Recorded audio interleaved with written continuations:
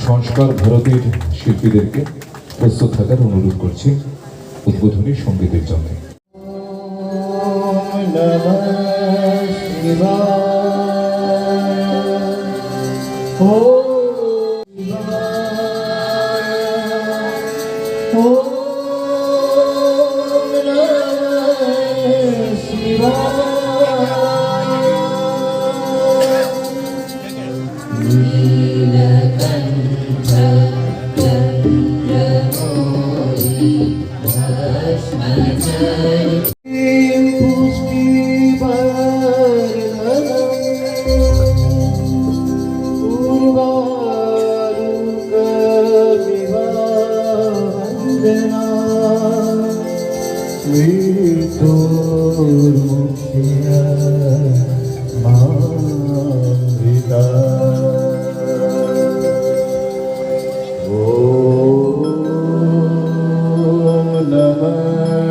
স্বপ্ন পূরণ হতে আমরা দেখব।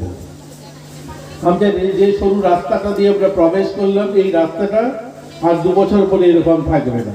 একটা বিশাল আকার রাস্তা হবে, মেইন রোড থেকে আমরা বড় রাস্তা দিয়ে প্রবেশ করব, এরকম সরকারি পরিকল্পনা রয়েছে। তার জন্য সরকার কাজ শুরু করে দিয়েছে। বাইরে একটা ঊনকোটির গেট থাকবে, আমরা প্রবেশদ্বারে ঊনকোটিকে শৈবতীর থেকে স্বাগত জানাবে মানুষকে, সারা রাজ্য থেকে যারা আসবে। এরকম একটা গেট সামনে থাকবে মেইন রোডে, এবং বিশাল বড় একটা প্রশস্ত রাস্তা থাকবে। এই কাজগুলো ত্রিপুরা সরকার করবে। যেহেতু এটা এনএসআই নিয়েছে, বাকি কাজগুলো এখানের আভ্যন্তরীণ যে কাজগুলো সেগুলো ভারত সরকারের সেই পুরাতত্ত্ব বিভাগ যে মন্ত্রণালয়, ওনারা সেই কাজগুলো করবেন। বাকি বাইরের যে কাজগুলো, রাস্তা, গেট, মানুষ আসলে থাকার জায়গা, মানুষের বিনোদনের ব্যবস্থা, সেগুলো আমাদের রাজ্য সরকার করবে। সেই স্বপ্ন পূরণের দিকে আমাদের এগোচ্ছে ধীরে ধীরে, গুটি গুটি পায়ে। কৈলাসহরের পরিবর্তন আমরা যারা মিডিয়া বন্ধুরা আছে, যারা এখানে গুণীজনেরা উপস্থিত আছি, সকলেই জানি যে কৈলাসহর এই 2 বছরে গুটি গুটি পায়ে অনেকখানি এগিয়েছি আমরা। এগোতে সারা রাজ্য যেভাবে বিকশিত ত্রিপুরার দিকে এগোচ্ছে, প্রধানমন্ত্রী বলছেন 2047 সালে আমরা ভারতকে বিকশিত ভারত নির্মাণ করব। আর সেই বিকশিত ভারত নির্মাণ তখনই হবে যখন বিকশিত ত্রিপুরা হবে। আর বিকশিত ত্রিপুরা তখনই হবে যখন কৈলাসহর বিকশিত, কৈলাসহর চণ্ডীপুর বিকশিত হবে। তখন যে ঐতিহ্যবাহী যে কেন্দ্রগুলো, সেই ইউনেস্কো তারা সেটাকে অস্থায়ী লিস্টে নামাঙ্কিত করেছে। বলেছে পৃথিবীর যে সবচেয়ে সুন্দরতম যে জায়গাগুলো, তার মধ্যে এটাও একটা জায়গা তারা লিপিবদ্ধ করেছে। আমাদের ভারত সরকারের এসআই যে দপ্তর, তারা সেটাকে রক্ষণাবেক্ষণ করছে। ইতিমধ্যে তাদের সেটা হাতে তুলে নিয়েছে, তারা সেটাকে দেখছে।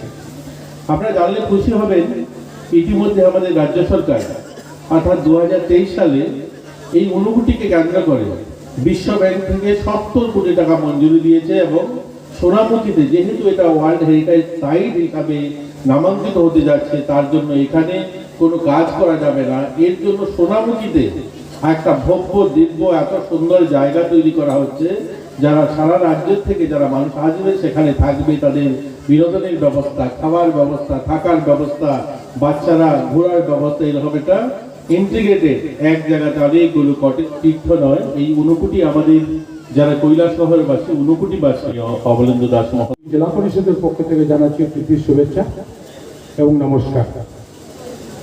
আমরা এখানে প্রতি বছর অশোকাষ্টমী মেলা হয়,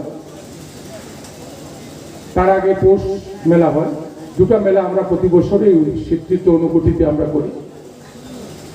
ডিস্ট্রিক্ট প্রশাসন, মহকুমা প্রশাসন, গৌরনগর এবং চণ্ডীপুর ব্লক প্রশাসন এর উদ্যোগে, তথা আইসিএ দপ্তরের উদ্যোগে মেলা হয়ে থাকে। এই মহতী দিনে আজকে এই মেলায় উপস্থিত থেকে নিজেকে ধন্য মনে করছি, এবং এটাও বলতে কোনো অসুবিধা নেই যে আমি এখানে 80 দশকে এসেছি এই ঊনকোটিতে। তখনকার যে অবস্থা ছিল ঊনকোটি, আসতে ভয় হতো, ভয় লাগতো। রাস্তাঘাট ছিল না এরকম, এখন যেরকম আমরা স্টেপ দিয়ে আছি সেটা ছিল না, লাইটের ব্যবস্থা ছিল না। ওই পিছন দিকে একটা রাস্তা ছিল, ওই রাস্তা দিয়ে, সরু রাস্তা দিয়ে পায়ে হেঁটে এখানে আসতে হতো। এবং তখন অনেক দূর দূর থেকে লোক আসতেন, এখনো আসেন, রাজ্যের বিভিন্ন প্রান্ত থেকে পুণ্যার্থীরা আসেন এখানে। কিন্তু ওই ঊনকোটি এখানে আমাদের মহকুমা শাসক বলেছেন যে ঊনকোটি আমাদের ঊনকোটি ডিস্ট্রিক্টের গর্ব। ত্রিপুরাতে যারা বাইরে থেকে আসেন ভ্রমণ করতে, ঊনকোটি দর্শন না করে ওনারা যান না। শুধু ত্রিপুরা না, সমস্ত ভারতবর্ষের একটা গর্ব। কোনো ট্যুরিস্ট যদি বা বাইরের থেকে যদি কোনো বিশিষ্ট ব্যক্তি যদি আমাদের ত্রিপুরাতে আসেন, ঊনকোটি না দেখে ওনার যে ত্রিপুরা ভ্রমণ সেটা সম্পূর্ণ হয় না। ঊনকোটি আমাদের ত্রিপুরার গর্ব। এটা মহাদেব শিবের যে তীর্থভূমি, এটা সকলেই জানেন। ঊনকোটির 3টা বৈশিষ্ট্য আছে, 3টা কারণে আমাদের কাছে খুবই গুরুত্বপূর্ণ। একটা আধ্যাত্মিক কারণ, একটা ট্যুরিজমের জন্য, একটা এদের সাথে সামাজিক কীর্তির সাথে জড়িত আছে। আপনারা সকলেই জানেন যে প্রত্যেক বছর 2বার এখানে মেলা হয়। পৌষ সংক্রান্তিতে একবার মকর সংক্রান্তির মেলা হয় এবং অশোকাষ্টমীর মেলা হয়। এই মেলাকে উপলক্ষ করে আমাদের ঊনকোটির যে ঐতিহ্য, আমাদের যে আধ্যাত্মিকতা যেটা আছে, এটা আমাদের প্রশাসনের পক্ষ থেকে সমস্ত নাগরিকদের কাছে, পুণ্যার্থীদের কাছে আমরা এটা তুলে ধরি। তার পাশাপাশি যে সমস্ত পুণ্যার্থীরা আসেন, ওনারা প্রাণ ভরে এই 2 দিন মেলার দিন উপভোগ করেন।